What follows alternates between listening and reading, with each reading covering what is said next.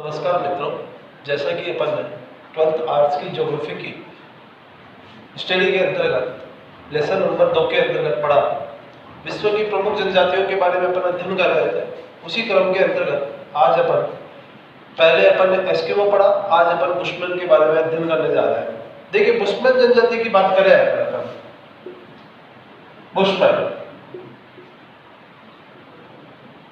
Bushman जनजाति की बात करें तो बुशमैन जनजाति मूल रूप से देखा जाए तो अफ्रीका महाद्वीप के अंतर्गत अफ्रीका महाद्वीप में एक विशेष चित्र है जिसका नाम है कालाहारी मरुस्थल।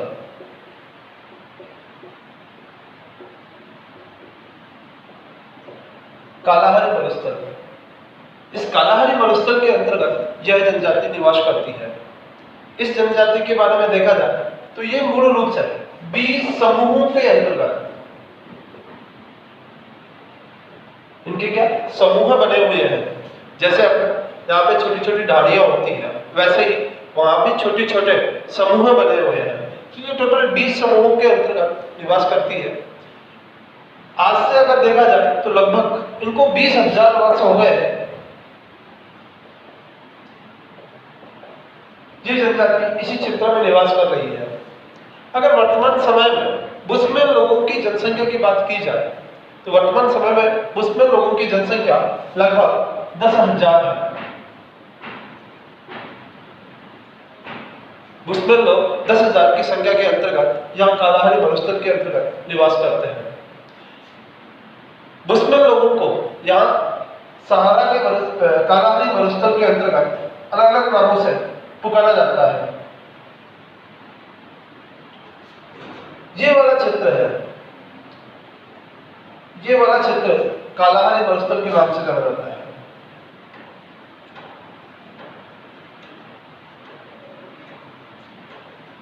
इस क्षेत्र के अंतर्गत इन्हें अलग अलग नाम दिए गए हैं।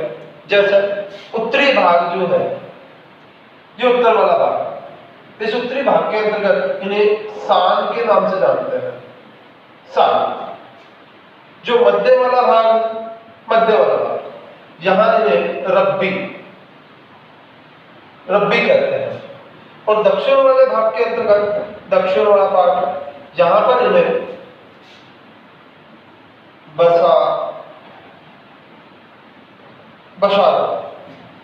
बसारा के नाम से जाना जाता है। देखिए, इन्हें उत्तरी भाग में सान, मध्य भाग में रब्बी और दक्षिण भाग में बसारा के नाम से जानते हैं। ये अपन ने बुशमैन के बारे में मूल रूप से देखा कि ये जनजाति कहाँ निवास करती है, कितनी इनकी संख्या है, कौन सा इनका क्षेत्र है, स्थानीय भाषा के अंतर्गत बुशमैनों को क्या नाम से पुकारा जाता है, इसके बारे में अपन ने अध्ययन किया। आगे देखते हैं बुशमैन लोगों की शारीरिक विशेषताएं।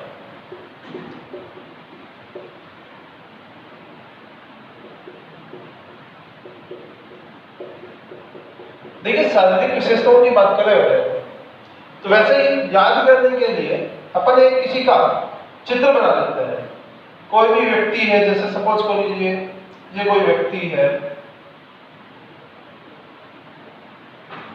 वैसे मैंने पिछले वीडियो के अंतर्गत आप लोगों को बता दिया था किस प्रकार से हम इनको याद कर सकते हैं।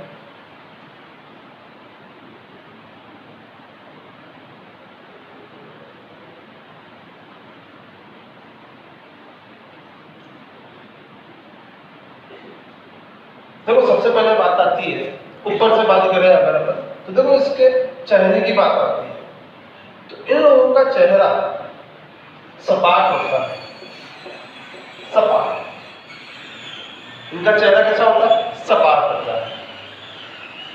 यहां से बात करने बैठे हैं अगर अपन तो देखो आंखें हैं। सबसे पहले तो इनकी आंखें मध्यम होती है, ना ज्यादा चौड़ी ना ज्यादा छोटी।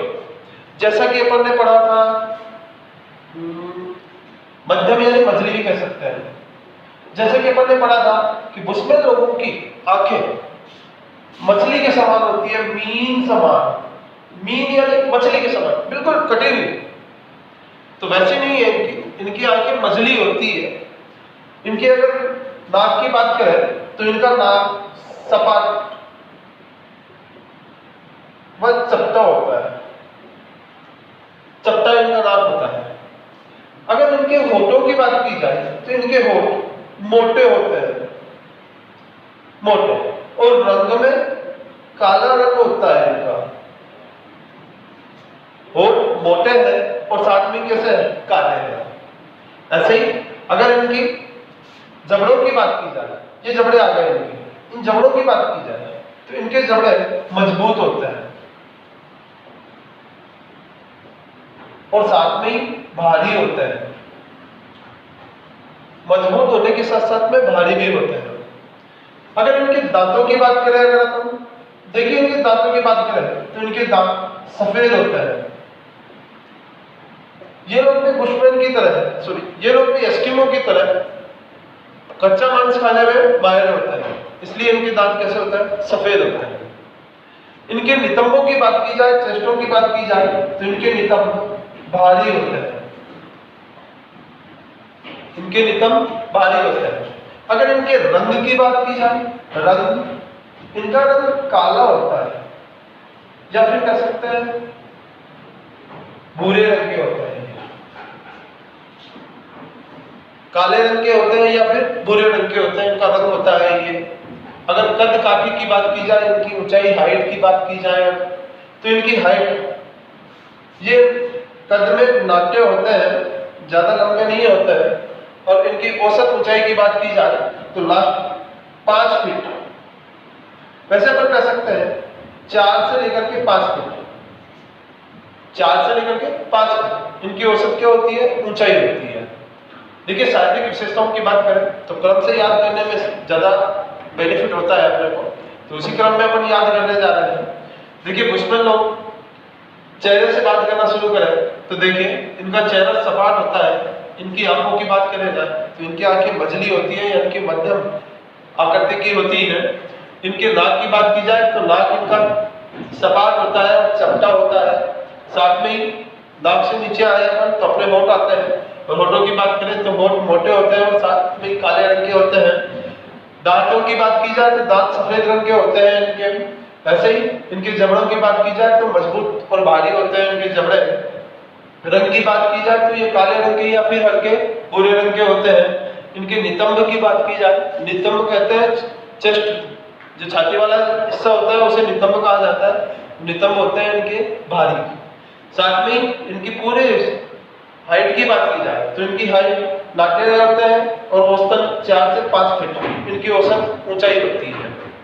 ये बात की अपन ने इनकी शारीरिक विशेषताओं की। आगे चलते हैं अपन।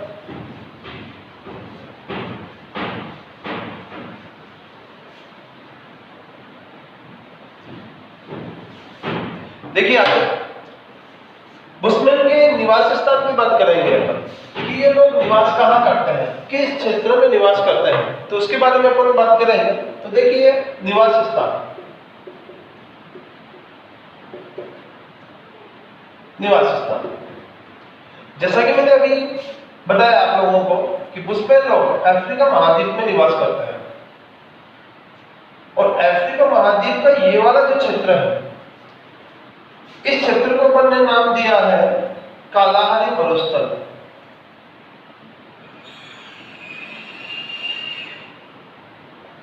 कालाहारी मरुस्थल। इस कालाहारी मरुस्थल की स्थिति देखें तो ये 18 डिग्री दक्षिणी अक्षांश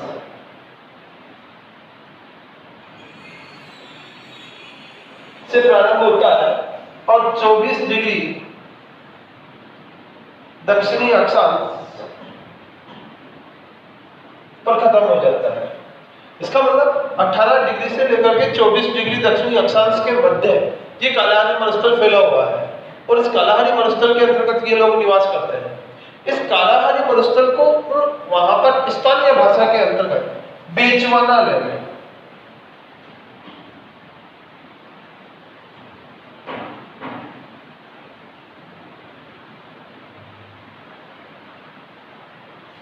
बेचवाना लैंड के नाम से जाना जाता है। इस क्षेत्र के अंतर्गत तटीय क्षेत्रों में देखा जाए तो देखो तटीय क्षेत्र ये वाले हैं, इन तटीय क्षेत्रों के अंतर्गत घने जंगल पाए जाते हैं और इन घने जंगलों से लेकर इस कालाहारी मरुस्थल के बीच का जो थोड़ा सा क्षेत्र है, ये वाला क्षेत्र है, इस वाले क्षेत्र में धरातल उबड़ खाबड़ है, यानी कि काफी ज्यादा मात्रा में धरातल कैसा है, ऊपर नीचे ज्यादा मात्रा में। अपन जानते हैं मरुस्थल क्षेत्र में तो रेत भरी हुई है, पूर्ण रूप से रेत मौजूद है, लेकिन इसके पास में कठोर धरातल है और कठोर धरातल कैसा है, ऊबड़ खाबड़ धरातल के रूप में मौजूद है। अगर इसके क्षेत्रों की बात करें तो देखो इसके आसपास के अंतर्गत एक तो क्षेत्र आता है बोत्सवाना, बोत्सवाना, एक क्षेत्र का नाम आता है अंगोला, एक क्षेत्र है नामीबिया। इन क्षेत्रों के मध्य के अंतर्गत ये बेचुआनालैंड कह दीजिए या कालाहारी मरुस्थल फैला हुआ है और इस क्षेत्र के अंतर्गत बुशमैन जनजाति के लोग निवास करते हैं। ये था अपना निवास स्थान से संबंधित बात। याद रखने की बात है, कई बार परीक्षा में की दृष्टि से पूछा भी जाता है कि कालाहारी मरुस्थल को स्थानीय भाषा में क्या कहते हैं, तो बेचुआनालैंड के नाम से जानते हैं। ऐसे ही अपन कह सकते हैं कि इसका विस्तार बताइए तो 18 डिग्री दक्षिणी अक्षांश से लेकर के 24 डिग्री दक्षिणी अक्षांश, इसके बीच में ये क्षेत्र फैला हुआ है। अगर वो निवास स्थान देख लिया अपन ने, तो आगे देखते हैं कि ये लोग जहां निवास करते हैं उस क्षेत्र की स्थिति के बारे में देखें अगर अपन, तो उस क्षेत्र के अंतर्गत वातावरण किस प्रकार का है। देखिए वातावरण की बात करें तो अपन जानते हैं सब लोग मरुस्थलीय क्षेत्र है, इसका मतलब आसपास में तापमान की मात्रा ज्यादा है, तो यहाँ पर कह सकते हैं यहाँ पर औसत वर्षा भी बहुत कम होती है, तो यहाँ पर 50 सेंटीमीटर से कम वर्षा हो पाती है। वर्षा यहाँ पर बहुत ही कम हो पाती है, जिसके कारण यहाँ पर पेड़ पौधे बहुत कम मात्रा में मौजूद है और केवल यहाँ पर विशाल मरुस्थल मौजूद है। औसतन तापमान की बात करें अगर तापमान, तो देखिए गर्मी की जब ऋतु आती है तो यहाँ का तापमान लगभग 45 डिग्री से लेकर के 50 डिग्री सेल्सियस तक हो जाता है। तापमान यहाँ पर ग्रीष्म ऋतु के अंतर्गत 45 से लेकर के 50 डिग्री सेल्सियस तक हो जाता है। लेकिन अगर शीत ऋतु की बात की जाए, शीत ऋतु में, तो शीत ऋतु में यहाँ का तापमान माइनस में भी चला जाता है और 0 डिग्री सेल्सियस तक भी हो जाता है। औसत देखा जाए तो यहाँ का तापमान 35 डिग्री से लेकर के 40 डिग्री के मध्य अक्सर पाया जाता है। मिनिमम 35 डिग्री और अधिकतम 40 डिग्री, ये औसत तापमान की रेट है यहाँ की। तो इस प्रकार से यहाँ पर तापमान काफी ज्यादा रहता है। जब तापमान ज्यादा रहता है तो गर्मी के मौसम के अंतर्गत यहाँ धूल भरी आंधियां चलती है।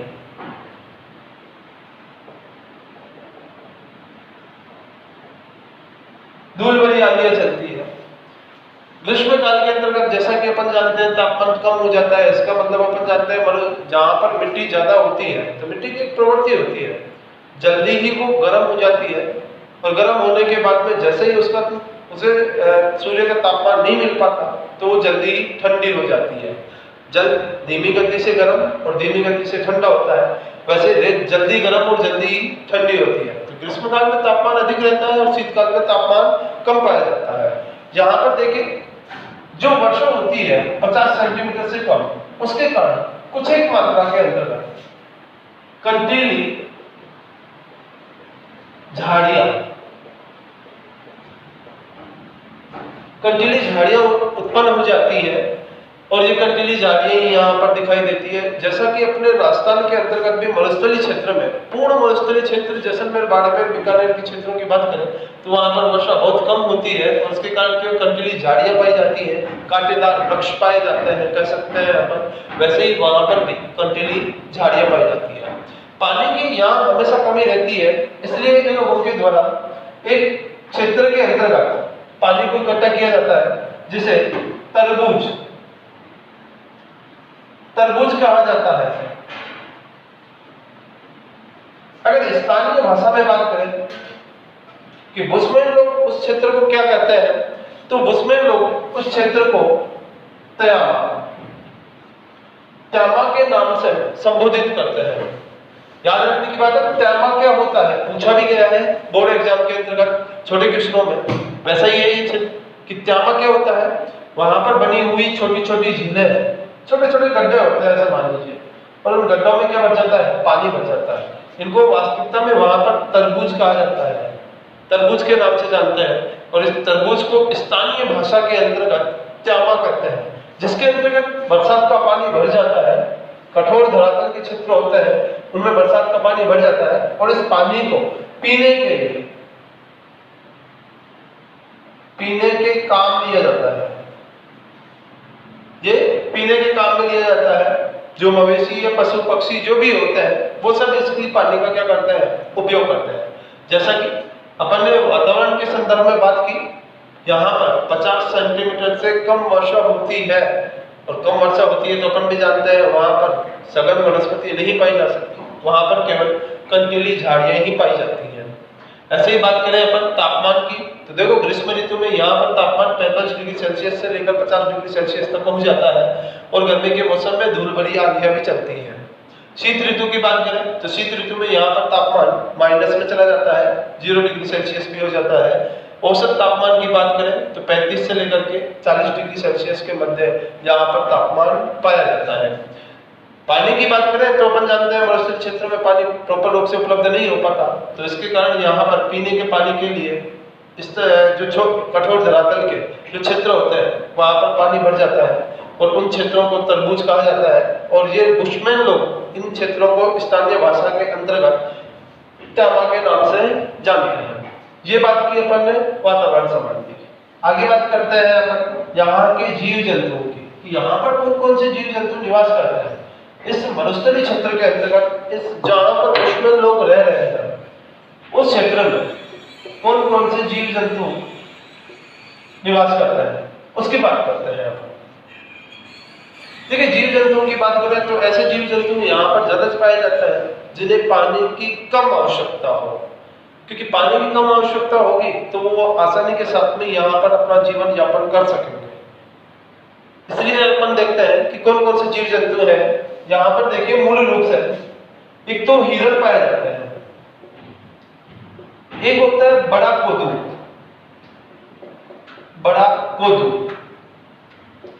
एक है जिराफ। इसके अलावा देखिए अगर अपन तो यहाँ देखो सबसे प्रमुख पक्षी है शुतुरमुर्ग।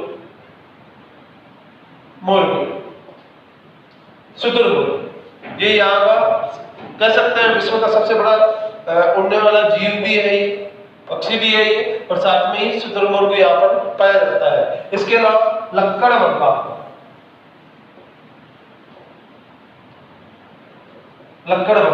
और सियार, लोमड़ी, खरगोश,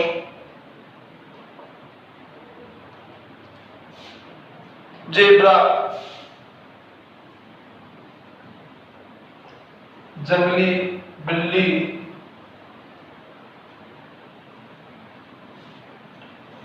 ये सारे जीव जंतु यहाँ। जैसा कि अपन ने देखा जीव जंतुओं के अंतर्गत यहाँ पर हिरण, बड़ा कोदू, जिराफ, शुतुरमुर्ग, लक्कड़बग्गा, सियार, लोमड़ी, खरगोश, जेब्रा, जंगली बिल्ली आदि जीव जंतु यहाँ पर पाए जाते हैं। इस प्रकार से अपन बुशमैन के बारे में पढ़ा कि ये किन किन क्षेत्रों में निवास करते हैं, इनकी शारीरिक विशेषताएं क्या है, ये किस वातावरण में अपने आप को ढाल रखे हैं, और यहाँ पर किस प्रकार के जीव जंतु निवास करते हैं। और आगे की बात अपने अगले वीडियो में करेंगे।